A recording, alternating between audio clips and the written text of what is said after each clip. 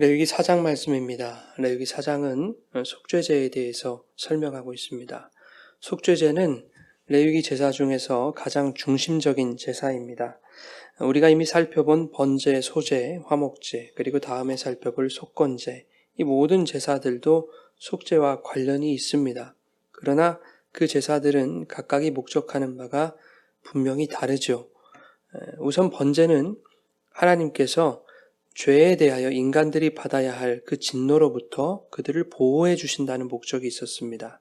번제단에 올려져서 남김없이 태워져야 할 그러한 번제물과 같은 처지가 되지 않도록 인간들을 보호해 주신다는 것이죠.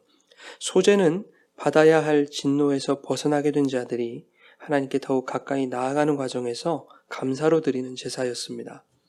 또한 화목제는 죄로 인해 깨어졌던 하나님과의 관계의 회복이 목적이었고, 속건제는 죄로 인해 발생한 결과물에 대해서 해결하는 것이 목적이었습니다. 그런데 속죄제가 다른 제사들과 구별되는 차이점은 죄 자체에 초점을 두고 죄 해결을 통해 부패와 오염을 막고자 하는 것이 그 목적이었다는 것입니다. 속죄제가 번제와 함께 드려지는 경우가 많았는데, 이것은 성소가 죄로 오염된 것을 정결하게 하려는 목적이었습니다.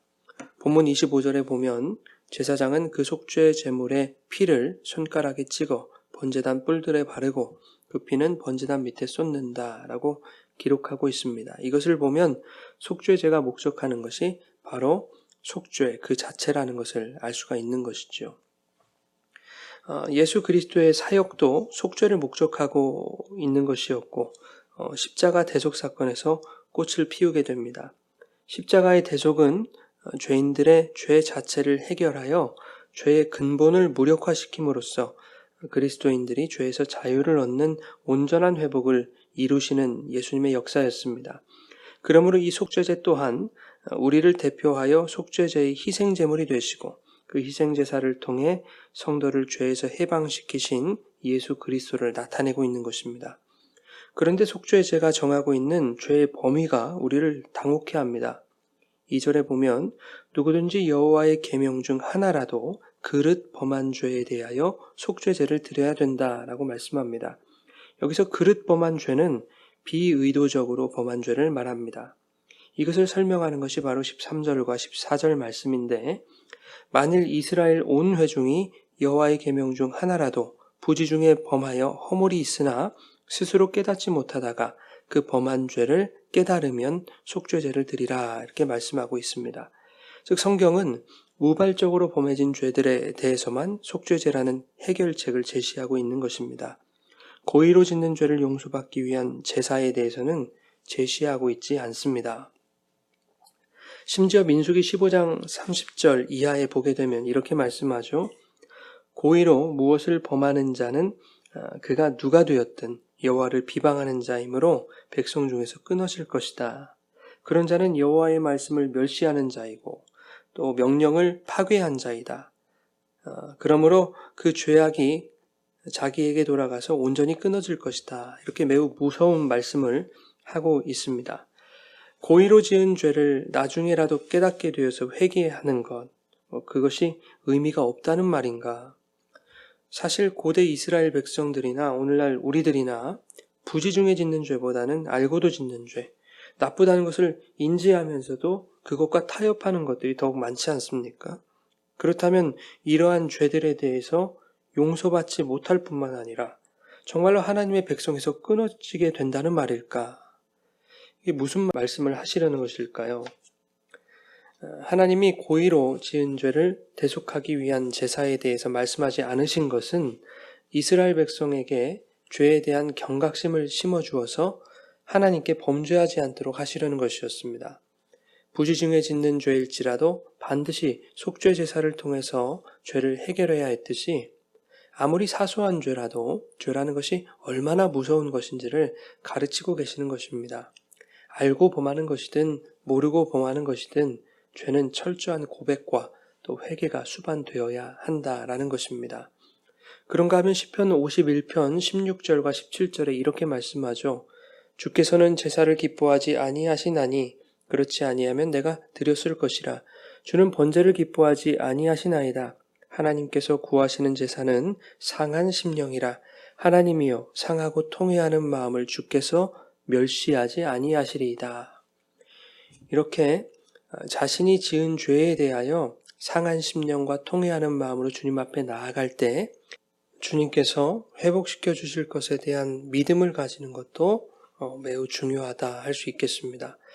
오늘 본문에서 속죄제는 제사장과 회중의 장로들 그리고 족장들과 평민들이 드리는 속죄제로 나뉘고 있습니다. 제물의 차이도 있고 제사의 의식에 있어서도 차이가 있습니다. 이것은 계급이나 신분의 차별을 두는 것은 아닙니다. 오히려 영향력이 큰 자들의 죄 때문에 전체의 안녕이 위협받을 수 있다는 것을 말씀하는 것이지요. 그래서 제사장이나 회중의 장로들이 드리는 속죄제의 경우에는 제물의 남은 부분을 진영 밖에서 완전히 태움으로써 부정함을 완전히 제거해야 했던 것입니다. 본문 8절부터 12절에 보면 수송아지의 모든 기름과 콩팥을 떼어내고 그것을 번제단 위에서 불사르라고 말씀합니다. 그리고 그 나머지 즉 가죽과 모든 고기와 머리와 정강이와 내장과 똥 곧 그 송아지의 전체를 진영 바깥 재버리는 곳인 정결한 곳으로 가져다가 재버리는 곳에서 불사르라고 말씀합니다.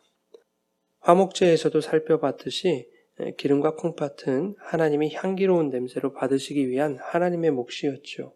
이것을 번제단 위에서 불사르라고 하실 때에 이 불사르다라는 단어는 카타르라는 동사를 사용합니다. 이것은 케토레트라는 단어에서 유래한 말인데 연기, 타는 희생제물의 냄새, 향냄새라는 뜻입니다.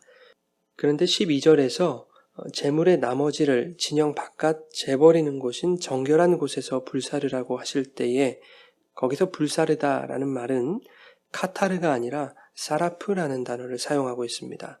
이것은 그야말로 태우는 것을 의미하지요. 12절에서 제물의 나머지 부위를 지칭하여 그 송아지의 전체라고 말하고 있는 것을 보면 제사장이나 회중의 장로들, 즉 이스라엘의 대표들의 속죄 제물이 하나님께 드려진다는 것은 제물의 전체가 진영 밖에서 즉 거룩한 곳에서 사라프, 태워져야 하는 것, 그리고 번제단에서 기름과 콩팥이 카타르, 즉 향기로운 냄새로 올려지는 것, 이 두 가지로서 이루어진다라는 것을 알 수 있습니다. 그런데 12절에서 진영 바깥 재버리는 곳과 정결한 곳을 동일시하고 있습니다. 진영 바깥 재버리는 곳에서 태워지는 것들은 하나님께 향기로운 냄새로 번제단에서 드려질 기름과 콩팥 이외의 모든 부분들이었습니다. 거기에는 내장과 똥도 포함되어 있었습니다. 진영 밖은 시체를 버리고 배설물을 버린 더러운 곳이었습니다. 정결함과는 관련이 없는 곳이죠. 천대받고 소외된 자들이 거주하는 곳이 바로 영문 밖이었습니다. 그런 곳을 정결한 곳이라고 말하고 있는 것이죠. 히브리서 13장 11절에서 13절을 보게 되면 이는 죄를 위한 짐승의 피는 대제사장이 가지고 성소에 들어가고 그 육체는 영문 밖에서 불사름이라. 그러므로 예수도 자기 피로써 백성을 거룩하게 하려고 성문 밖에서 고난을 받으셨느니라. 그런즉 우리도 그의 치욕을 짊어지고 영문 밖으로 그에게 나아가자라고 말씀하고 있습니다. 예수께서 예루살렘 성문 바깥인 골고다로 향하여 죽임을 당하신 것은 가인이 쌓아 올린 문명이라는 그 애녹성과 인간들이 쌓아 올린 바벨탑과 같은 그 차별과 소외의 높은 성벽을 허무시는 것입니다. 인간의 모든 더러움과 부정함을 제거하시는 것이지요. 그러므로 인간들이 만들어낸 부정함의 상징인 영문 밖은 예수에게 있어서 정결한 곳이 되어야 하는 것입니다. 가장 더럽고 냄새나는 곳에서 그것을 만들어낸 인간들의 부정함을 덮어쓰고 바로 그곳에서 태워지셔야만 모든 것을 정결하게 회복하실 수 있는 것이기 때문에 속죄제물이 태워진 그 영문밖, 그 예수님이 죽으신 영문밖은 오늘 우리들에게 거룩하고 정결한 곳이 되는 것입니다.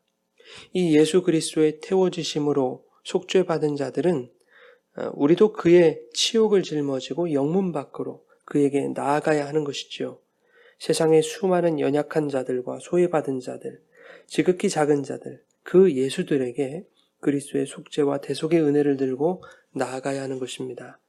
예수님이 정결하지 못한 우리에게 사랑으로 오셨듯이 우리 또한 세상의 수많은 예수들에게 우리가 쌓아 올린 높은 벽을 허물고 사랑으로 다가가야 할 줄 믿습니다. 그렇게 우리를 위해 자신을 태우신 예수의 사랑을 나타내며 살아갈 때 하나님께 향기로운 냄새로 올려지는 모든 분들의 삶이 될 줄 믿습니다.